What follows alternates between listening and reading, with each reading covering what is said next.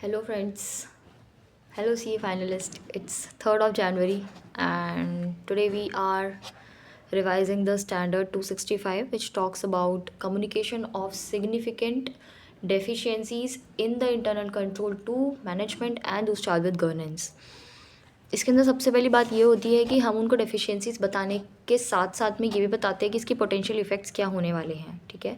उसके बाद में हम क्या करते हैं, दूस चार्ज विद गवर्नेंस और मैनेजमेंट को हम बताते हैं कंटेक्स्ट ऑफ कम्युनिकेशन, है ना, कि हम उनको किस तरीके से कम्युनिकेट करने वाले हैं।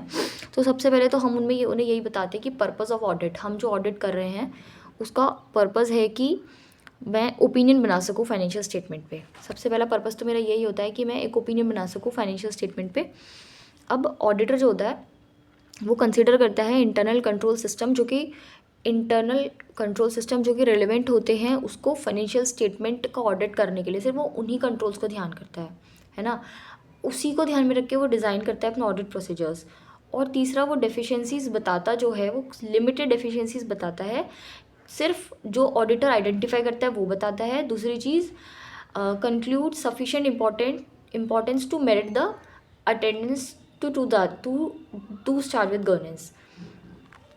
Attention concludes sufficient importance to merit the attention of those charge with governance. मतलब दो बातें बताता है। इसके अंदर तीन चीज़ें हैं मोटा मोटी। सबसे पहले वो ये बोलता है कि मेरा जो पर्पज़ है वो सिर्फ ओपिनियन बनाना है। दूसरी बात ये बताता है मैंने सिर्फ वो ही अपने कंट्रोल्स ध्यान उतने ही डेफिशिएंसी में बताऊंगा जो कि मेरे इंटरनल कंट्रोल सिस्टम के सामने आएगा जब मैं फाइनेंशियल स्टेटमेंट्स का ऑडिट करूँगा उतना। प्लस लिमिटेड होती हैं वो सब चीज़ें, वो सारी प्रॉब्लम्स नहीं बता देता, डेफिशिएंसी सारी नहीं बताता, वो सिर्फ वही डेफिशिएंसी बताता है जो कि उसको ऑडिट करते टाइम मिलती हैं, जो कि उसके ऑडिट करने में इम्पॉर्टेंट रखती हैं, सिर्फ वो वही बताता है, ठीक है, जो ऑडिटर आइडेंटिफाई करता है वो।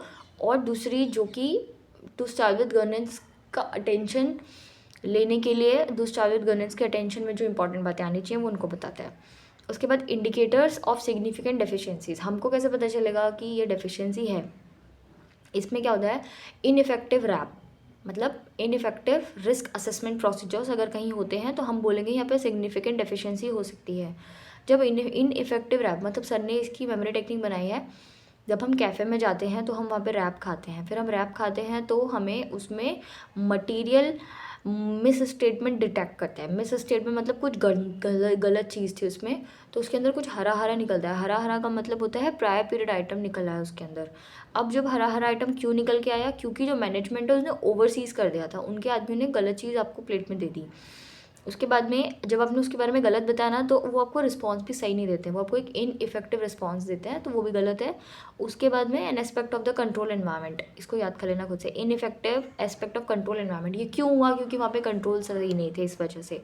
तो इसमें 265 में जो इंपॉर्टेंट क्वेश्चन बनता है वो यही होता है कि इंडिकेटर्स ऑफ सिग्निफिकेंट डेफिशिएंसीज क्या हो सकता है। आपको कैसे पता चलेगा कि बहुत ज़्यादा सिग्निफिकेंट डेफिशिएंसीज हैं यहाँ पे। तो सबसे पहले बताएंगे, हम कैफ़े में गए थे, वहाँ पे इनफेक्टिव रैप था। जब इनफेक्टिव रैप होता है तो मिस स्टेटमेंट डिटेक्ट हुआ, वो प्रायर पीरियड आइटम से रिलेटेड था। और फिर आपने दिया तो management oversees the preparation of the financial statements and ineffective response and ineffective aspect of control environment, ये लर्निंग पॉइंट्स हैं।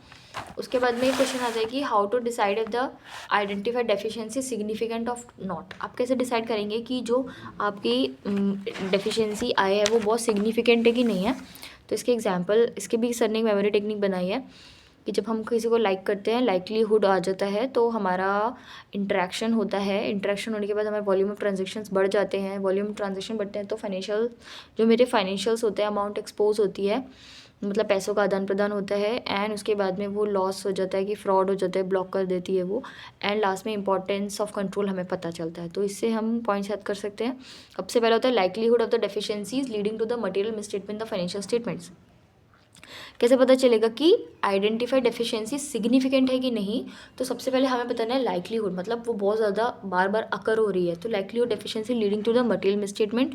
दूसरा, interaction of the deficiencies with other deficiencies, इस डेफिशिएंसी की वजह से दूसरी चीज़ें क्या हिट हो रही हैं, ठीक है।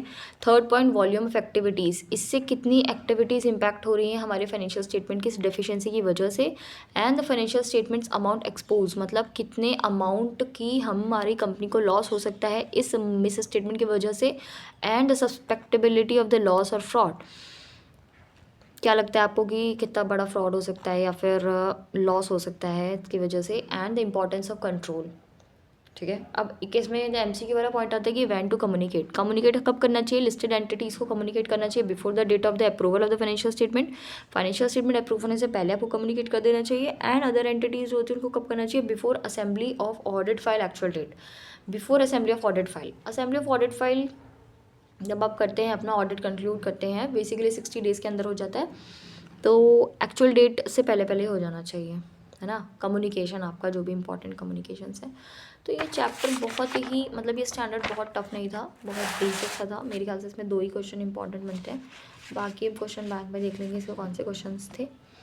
ओके, तो आज के लिए बस इतना ही। Thank you.